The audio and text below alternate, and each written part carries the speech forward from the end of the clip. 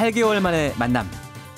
과연 미국 트럼프 대통령과 북한 김정은 위원장이 어떤 결과물을 도출해낼 수 있을지 전 세계가 주목하고 있습니다. 오늘 1부에서는 전문가 두 분과 함께 오늘 나오게 될 합의문에 대한 예상, 쪽집게 과외라고 해야 되나요? 이런 걸 저희가 한번 해보도록 하겠습니다. 소개해드리죠. 경상대 박종철 교수 그리고 세종연구소의 우정엽 연구위원 나오셨습니다. 안녕하세요. 네, 안녕하세요. 안녕하세요. 어제 두 정상이 이제 만찬을 했잖아요. 만찬에 앞서서 짧은 환담을 나눴는데 뭐랄까 좀 예상치 못한 장면이 연출이 됐어요. 표정 보셨죠? 어떠셨어요? 뭘 읽으셨습니까? 저는 일단 맨 처음 만날 때는 오히려 작년보다 표정이 조금 굳어 보이는 것 같았습니다. 아, 그러셨어요? 네, 그리고 작년에는 이제 김정은 위원장이 이제 안경을 쓰고 트럼프 대통령과 만났는데 이제 올해는 안경을 벗은 이유인지 왠지 모르게 저는 표정이 약간 더 긴장해 보였고요. 물론 이제 나중에 대화가 시작되고 나서는 좀 풀어지는 모습이 보였지만 처음에는 작년에 만났으니까 올해는 좀 더 편하지 않을까 생각했는데 그거보다는 좀 긴장된 모습이었습니다. 우정엽 연구위원님께서는 긴장된 모습이었다 평가를 해주셨고요. 박 교수님께서는요? 저도 좀 비슷한데요. 처음에는 두 분이 좀 엄숙하고 비장함을 좀 느끼게 했습니다. 다시 말씀드리면은요, 굉장히 노력하고 있고 뭔가 성과를 내고 있다. 그다음에 합의가 완전하게 합의안이 나온 건 아니다. 이런 느낌이 있었고요. 그 뒤에 웃는 모습을 보니까는요, 또 뭐 쓰는 언술이라든가 뭐 행동을 보니까는 뭐 자신감이 있는 것 같습니다. 조금 그 김정은 위원장 같은 경우에는 뭐 특유의 그 자신감 있는 모습을 좀 식사 때라든가 만찬 때 보인 것 같고 트럼프 대통령은 조금 뭐 그 특유의 그 오만한 표정을 가끔 짓더라고요. 그래서 뭔가 좀 성과를 내고 있고 이건 뭐 미국 언론을 이렇게 의식하는 행동을 두 지도자가 다 하고 있다는 느낌을 좀 가졌습니다. 그렇군요. 미국 언론에서는 지금 회의적인 반응이 좀 있으니까 두 정상이 자신감 있는 모습을 일부러 보였다. 이런 분석이시네요. 그럼 여기서 잠깐 어제 두 정상이 주고받은 말들을 한번 저희가 다시 들어보고 이야기 이어가도록 하죠. 그 인간이 생각해보면 좀 어느 때보다도 많은 그 고민과 노력 그리고 그 인내가 필요했던 그런 기간이었던 것 같습니다. 모든 사람들이 반기는 그런 훌륭한 결과가 만들어질 거라고 확신하고 또 그렇게 되기 위해서 최선을 다하겠습니다. I think that your country has tremendous economic potential, unbelievable, unlimited. And I think that you will have a tremendous future with your country. 트럼프 대통령 발언은 저는 북한이 엄청난 경제적인 잠재력을 가지고 있다고 생각합니다. 그리고 앞으로 큰 성공을 이룰 것으로 생각합니다. 이런 뜻이었고요. 어제 이제 두 정상이 한 말 가운데 좀 주목할 만한 그 말이랄까요? 이런 부분이 좀 있었습니까? 저는 이제 김정은 위원장 했던 말 가운데 어느 때보다도 많은 고민과 노력, 인내가 필요했던 기간이었던 것 같다. 그러니까 이제 싱가포르에서 만나고 지난 260일 동안 굉장히 마음고생을 많이 했다. 이런 뜻으로 들렸거든요. 그러니까 지난 작년 이제 하반기에 보면 사실 북한과 미국 간에 6월 싱가포르 회담에 이어서 많은 실무 협상에 진전이 있을 거라는 기대가 있었습니다. 그리고 이제 북한도 아마 미국으로부터의 상응 조치를 기대했을 거고 그렇게 절차가 진행될 거라고 봤는데 사실 양쪽의 의견이 많은 차이를 보이면서 이번 2월까지 사실 의미 있는 실무 협상이 전혀 진전되지 못했죠. 그래서 이제 미국에서는 이제 북한 탓을 하겠지만 이제 북한 입장에서는 이제 미국의 이런 경직된 태도 때문에 못했다. 아마도 이제 그런 의사를 좀 표현하고자 한 말이 아닌가 생각이 듭니다. 우회적으로. 아니, 북한 입장에서는 뭐 사실 작년 싱가포르 회담 이후에 미군 유해 송환도 했고 또 풍계리 폭파도 했고 여러 가지 조치를 했는데 받은 게 별로 없다. 이렇게 생각할 수도 있겠죠. 제가 봤을 때는요, 뭐 북한이 그렇게 생각하는 것이 일면 타당한 측면도 있는데 우리가 잘 뜯어 보면은요, 북한도 역시 얻은 게 많다라고 저는 역으로 생각을 합니다. 싱가포르 회담 이후에 교착 상황이 있었던 것은 사실이고 이제 톱다운 방식의 그 회담의 특성상 정상들 간의 결정에 대해서 고위급 실무자들끼리는요 이제 세부적인 부분이 되겠죠. 이제 비핵화와 미사일 문제라든가 그 북미 관계 정상화 또 그 남북 관계 정상화 문제에 있어서 다소간의 이견이 있는데 이것은 구조적인 문제인 것 같습니다. 양측이 모두 다 노력을 하지만은요 과거에 가졌던 불신감이라든가 또 미국이라든가 북한 내부에서 이 내부적인 합의 과정 또 서로가 서로를 보는 문법이 다른 것 같습니다. 말하는 문법이 다른 것 같습니다. 있습니다. 같은 단어 비핵화 또는 관계 정상화를 쓰더라도 자신들이 원하는 원하는 그 이미지가 다르기 때문에요. 서로 다른 결과가 나오는데 그렇다 치더라도 이제 과거에는 실무를 책임을 졌던 고위급인 예를 들어서 뭐 최선이라든가 또는 그 코리아 미션 센터장을 했던 앤드류 김과 같은 다소간에 뭐 아주 합리적인 그 합의를 하는 사람들이지만은 강성이기 때문에 이분들이 이제 비건하고 김혁철로 교체가 되면서 새로운 국면을 맞이한 것 같은데요.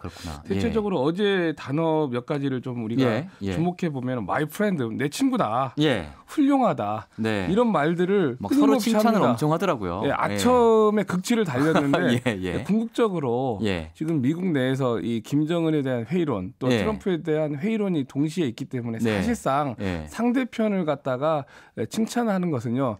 미국 내부에 보여주는 하나의 전략이기도 하고 상대편이 훌륭하면 나도 훌륭한 거 아닙니까? 그렇죠. 이 결과 여기까지 왔으니까. 아첨이라는 게 사실은 자화자찬 전략인 것 같습니다. 그렇게 볼 수 있군요. 트럼프 대통령이 이런 김정은 위원장과의 관계를 강조한 것은 지금 많은 회의론에도 불구하고 본인이 쌓아놓은 김정은 위원장과의 이런 개인적인 특별한 관계 때문에 이번에도 문제를 해결할 수 있다라는 그런 메시지를 전달하기 그런 뉘앙스를 계속 풍기는 거죠.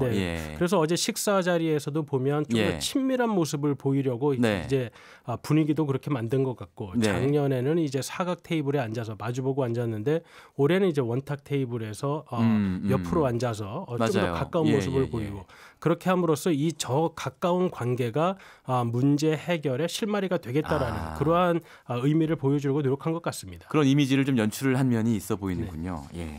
어쨌든 간에 어제 분위기상을 보면은요. 어쨌든 간에 합의문 도출이 상당 부분 조율이 되고 있다. 긍정적인 신호를 뭐 연출인지 혹은 진짜인지는 모르겠지만 그런 이미지를 시청자들은 볼 수밖에 없는 상황인 것 같습니다. 상당히 돼 있는 것 같다라는 느낌을 받았습니다. 그리고 저희가 이제 그 문제 합의문 오늘 오후에 아마 공개가 되겠죠. 이 합의문에 대해서 이제 두 분에게 예측을 부탁드릴 건데 뭐 상당히 부담스러우실 수는 있어요. 왜냐하면 시험 보고 오후에 바로 답이 나오는 거니까. 그래도 이게 또 저희 청취자분들이 또 원하시는 부분이기 때문에 한번 여쭤보도록 하겠습니다. 근데 이제 저희가 밑도 끝도 없이 여쭤보면 안 되고 나름대로 지금 가안이 나와 있지 않습니까? 어제 미국의 그 복스 VOX라는 매체가 단독 보도를 하면서 이렇게 보도를 한 게 있어요. 잠정 합의 아니다 북미 간에. 이 복스라는 매체가 굉장히 미국에서 핫한 매체거든요. 재작년인가요? 3년 전에 그 데니스 로드맨이 북한에 들어가서 김정은 위원장 만났을 때 그 다큐멘터리를 제작한 매체가 복스였지 않습니까? 언론인들 사이에서는 굉장히 어떻게 보면 미래 저널리즘의 어떤 한 모델 이렇게 여겨지고 있는 매체라서 단순히 이제 이건 찌라시다 이렇게 할 만한 수준의 보도는 아닌 것 같고 어쨌든 그 답안지의 가안을 저희가 먼저 드리면 1번 평화선언 그리고 2번이 상호 연락사무소 설치 3번이 미군 유해 추가 송환 4번이 영변시설 폐쇄 이렇게 돼 있거든요. 그러니까 앞에 1, 2번 종전선언하고 연락사무소는 미국이 북한한테 주는 거고 3, 4번 미군 유해 추가 송환하고 영변시설 폐쇄는 북한이 미국에 주는 겁니다. 이렇게 지금 돼 있는데 어떻습니까? 이 답안이 설득력이 있다고 보시는지 혹은 여기서 빼거나 추가할 게 좀 있다고 보시는지.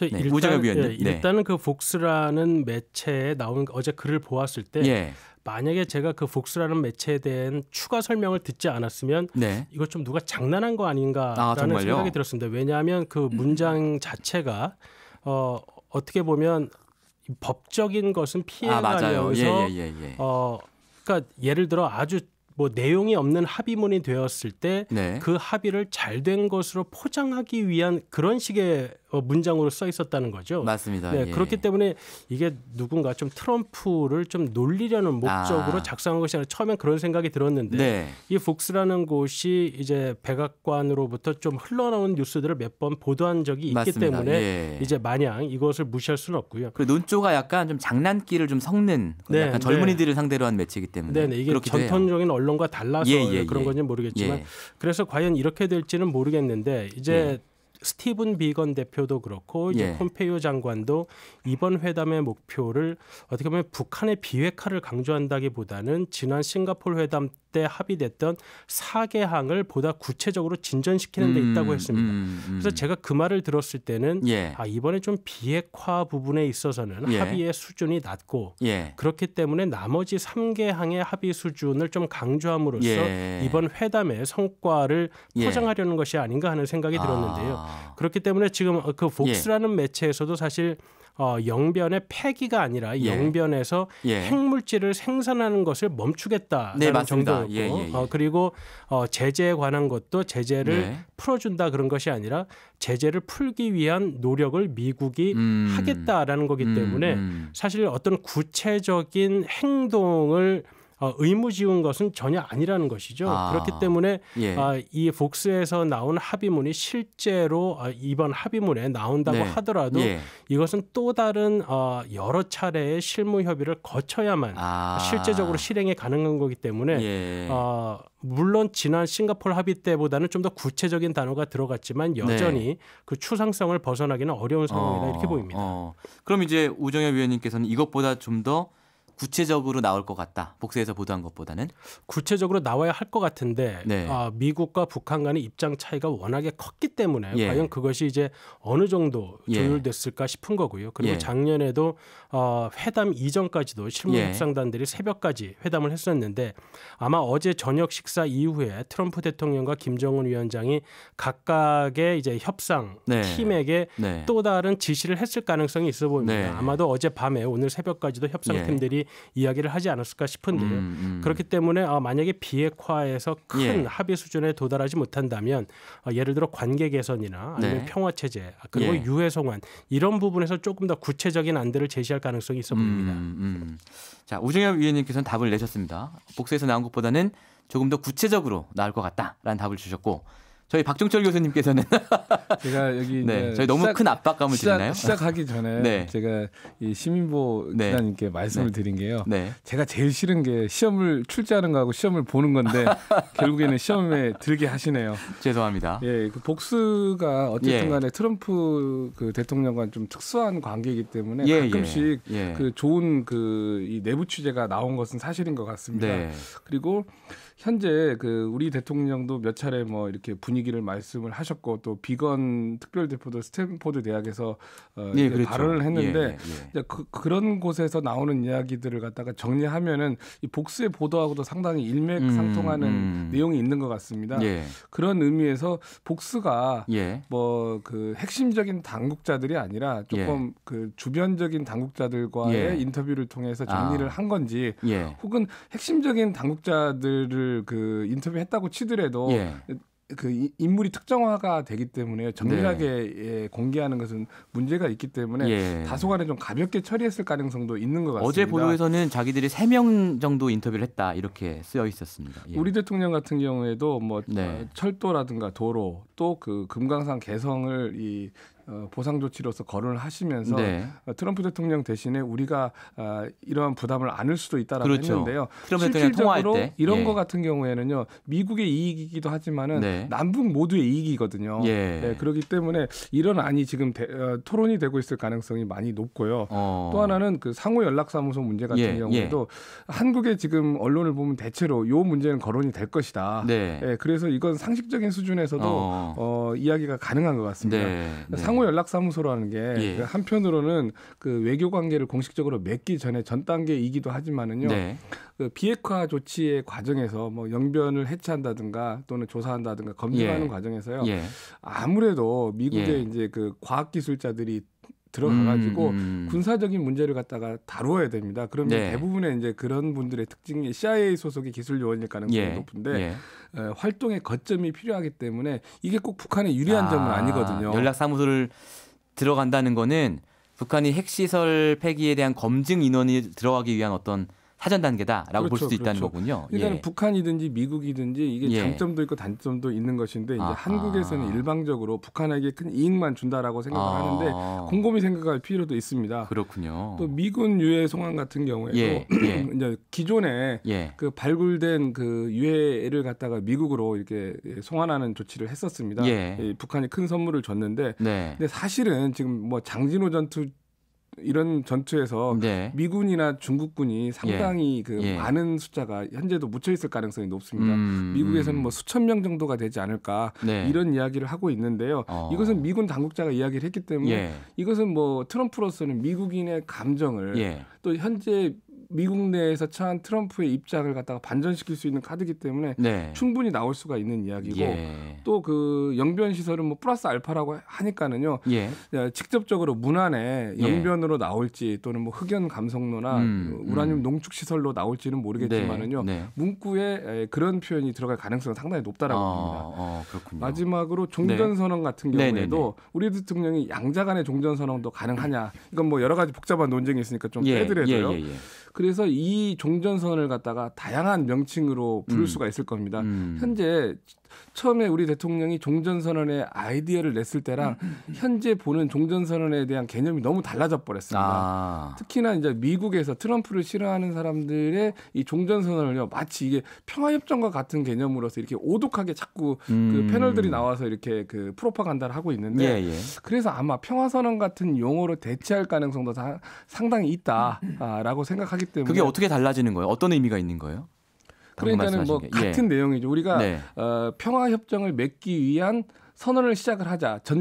지금 우리가 1953년 7월 달에 지금 휴전 선언을 하고 휴전 협정을 맺고 나서 세계에서 가장 오랜 전쟁을 계속 끌고 있습니다.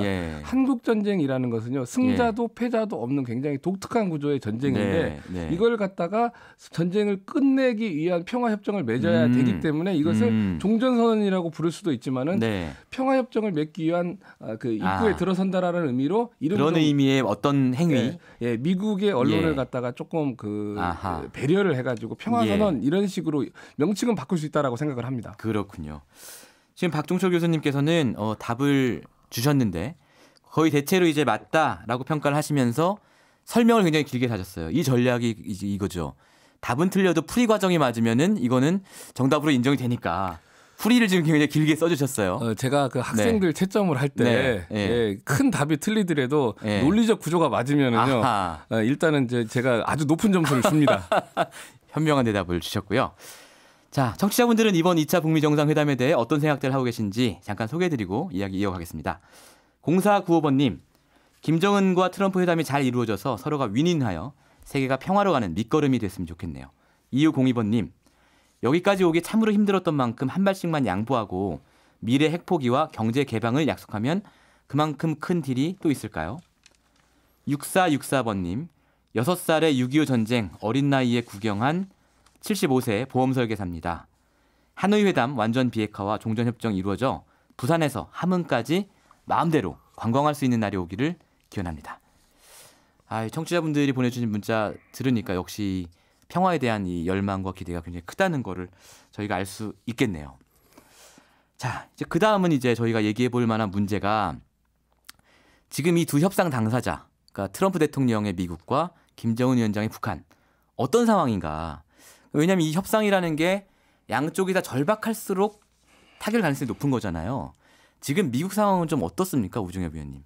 사실 트럼프 대통령은 계속해서 최근에 강조한 것이 미국이 서두를 필요는 없다는 것입니다. 그리고 이제 트럼프 대통령의 개인적인 상황을 보면 우리는 이제 베트남에 북한과의 협상을 위해 가 있기 때문에 이제 거기에 아무래도 이제 매진할 수밖에 없고 몰두할 수밖에 없는 상황이라고 보는데 어제 트럼프 대통령이 나온 트윗을 보면 자기를 공격하는 이 정적들에 대한 트윗을 베트남에 가서도 달렸거든요. 그러니까 말은 여유 있다고 하지만 굉장히 절박한 거 아니에요? 트럼프 대통령도? 글쎄요. 그런 국내 정치적 상황이 이번 하노이 회담에 어느 정도 영향을 미칠지 모르지만 트럼프 대통령이 좀 이렇게 다른데 주의가 분산되고 있는 것은 분명해 보입니다. 왜냐하면 국내 정치적 상황 때문에. 그래서 어제 마침 그 트럼프 대통령의 변호사였던 코엔 변호사가 증언도 하고. 그러니까요. 아마도 나와서. 저는 저녁 끝나고 이제 그 사람이 무슨 얘기를 하나 또 주의 깊게 들어봤을 가능성도 있고요.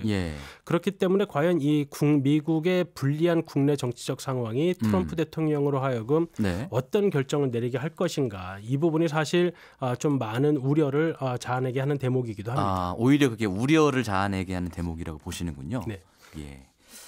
박종철 교수님께서는 그 중국 전문가이시기도 하고 북한과 중국의 접경 지역을 자주 오가시는 걸로 알고 있거든요. 북한 상황은 어떻습니까? 북한이 지금 경제 제재 때문에 어렵다라는 말도 있고 아니다, 괜찮다라는 말도 있거든요. 어떤 게 맞는 거예요? 그 제가 1, 2월에 몇 차례 뭐 작년에도 여러 차례 이제 북중 국경도 답사를 하고 북경에서 이제 관련자들 좀 인터뷰를 했는데요.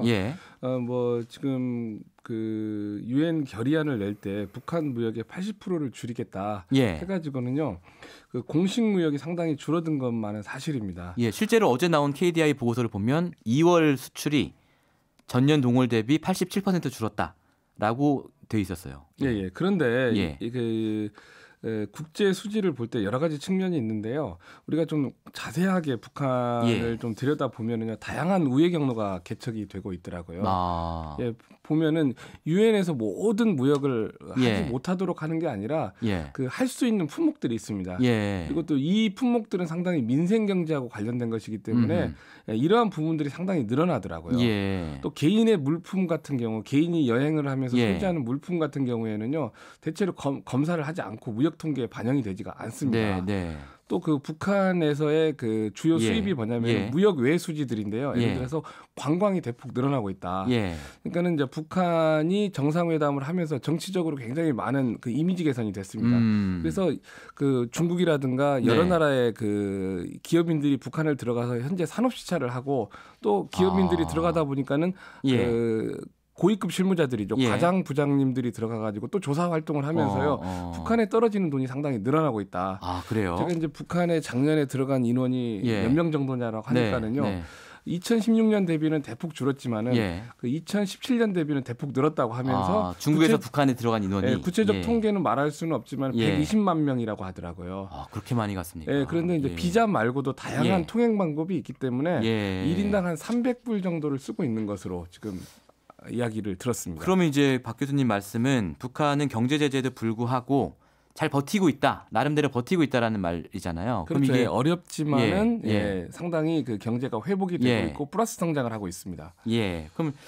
그러면 이제 아까 우정엽 위원님께서 트럼프는 지금 국내 정치적으로 신경 쓸 게 굉장히 많고 그래서 굉장히 좀 여유가 없고 북한은 제재에도 불구하고 잘 버티고 있고 그럼 이 협상에서 협상력이 김정은 위원장 쪽이 더 커지는 거 아니에요? 김정은 위원장 쪽이 꼭 크다고는 볼 수는 없지만 지금 크게 또 약한 상황은 아니라는 것이죠. 사실 작년 6월 싱가포르 회담 이전에는 미국 쪽에서 북한의 협상력을 굉장히 낮게 봤던 것이 사실입니다. 북한이 이제 경제 제재로 인해서 협상에 나오는 만큼 뭐 거의 이제 손들고 나오는 상황이 아니냐. 그렇기 때문에 이제 초반에 나왔던 이야기들은 북한의 미사일을 해외로 반출하고 뭐 핵탄두를 해외로 반출하고 뭐 그런 것들이 선행이 되어야 미국과 협상이 가능하다 이런 그렇군요. 말까지 나왔었는데 지금은 사실 뭐 그런 얘기는 전혀 나오지 않고 있는 상황이고 심지어 작년 중반 이후 이야기됐던 전반적인 핵 신고서조차도 이야기가 나오지 않고 있는 상황이거든요. 그러니까 우리가 작년에는 이제 빅딜이라고 이야기를 했을 때 빅딜을 기대할 때 북한이 완전히 비핵화를 하고 그럼 미국은 이제 경제 제재 해제는 물론 경제 지원까지도 이제 한 번에 다 정상 간에 합의하는 상황을 저희가 기대를 했었는데 지금 우리가 이야기하는 빅딜은 좀 그것과는 다른 차원이 된 거죠. 이제 뭐 완전한 비핵화가 이번 회담으로 이루어질 것은 거의 이제 거의 기대를 하지 않는 상황이고, 그러니까 많은 기대가 낮아졌다는 것은 그만큼 협상의 과정이 쉽지 않다는 것이고, 그만큼 북한의 협상력이 지금의 제재 상황처럼 꼭 낮은 것만은 아니다라는 것을 보여주는 것 같습니다. 판세가 그렇군요. 자, 그러면 방금 이제 경제 제재 완화 얘기도 저희가 해봤는데 경제 제재 완화 가능성은 꽤 있다 이렇게 봐야 되나요? 그러니까는 이제 문재인 대통령의 발언으로 봤을 때 이 대통령의 발언이라는 게 사실은 그 관련 당사국들과의 협의 없이 나오는 경우는 드뭅니다. 제가 봤을 때는 철도, 도로, 금강산 개성 문제를 계속 거론하시고 미국을 대신해서 우리가 경제적인 협력을 하겠다. 이게 지금 한국의 이익이고 북한에도 이익입니다. 그랬을 경우에 이 카드가 지금 그 합의문에 담길지 안 담길지는 모르겠는데 상당히 이게 지금 그 합의가 도출이 되고 있다라고 저는 봅니다. 그리고 이제 경제 제재라는 게 이제 유엔 안보리에서 결의안을 냈기 때문에 이 결의안을 갖다가 이걸 그 새롭게 만들기 전에는 이것을 갖다가 해제하는 게 어렵기 때문에 여러 가지 또 우회 경로를 좀 만들지 않을까라고 생각을 하는데요. 그렇군요. 첫 번째는 미국이라든가 한국이라든가 중국에서 각각 낸 각각의 행정 명령들이 있는데 이것을 먼저 각각의 대통령들이 할 수 있는 범위 내에서 취소하는 방법이 행정 명령은 대통령이 취소할 수 있으니까요. 또 하나는 이제 북한이 비핵화하는 조치에 따라서 유엔 결의안을요. 그 가장 최근에 낸 것부터 거꾸로 하나씩 그 해제하는 방안이 있는데 만약에 미국이 중국 러시아 3국과 합의를 하면 이건 얼마든지 가능한 방법이라고 생각이 됩니다. 그러니까 지금 뭐 이를테면 금강산 관광이라든지 개성공단 재개 이런 것들은 이제 거의 된다라고 지금 보시는 거군요. 박종철 교수님께서는. 가능성이 상당히 높아 보이는 듯합니다. 우정엽 위원님도 동의하시고요.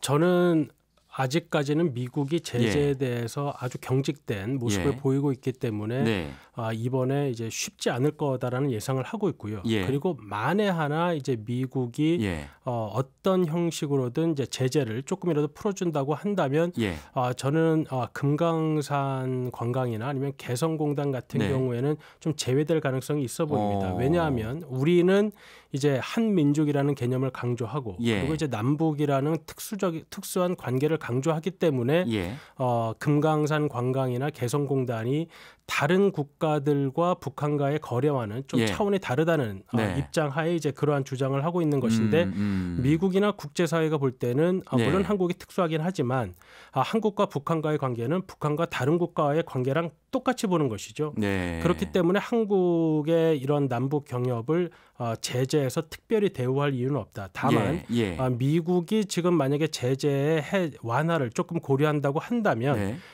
이러한 전반 지금 제재의 종류가 북한이 수입을 얻지 못하게 하는 제재와 그리고 이제 북한 주민들에게 좀 이제 고통을 줘서 북한 정권이 그 부담 때문에 행동을 바꾸게 하는 그러한 이제 제재로 다룰 수가 있습니다. 그러니까 예를 들어서 지금 석유나 정제유 수입 제한 같은 경우에는 사실 북한의 수입을 늘려주는 건 아니거든요. 그렇기 때문에 아마도 이런 부분은 미국 쪽에서 다른 제재보다는 조금 유연하게 접근할 가능성이 있어 보입니다. 그렇군요.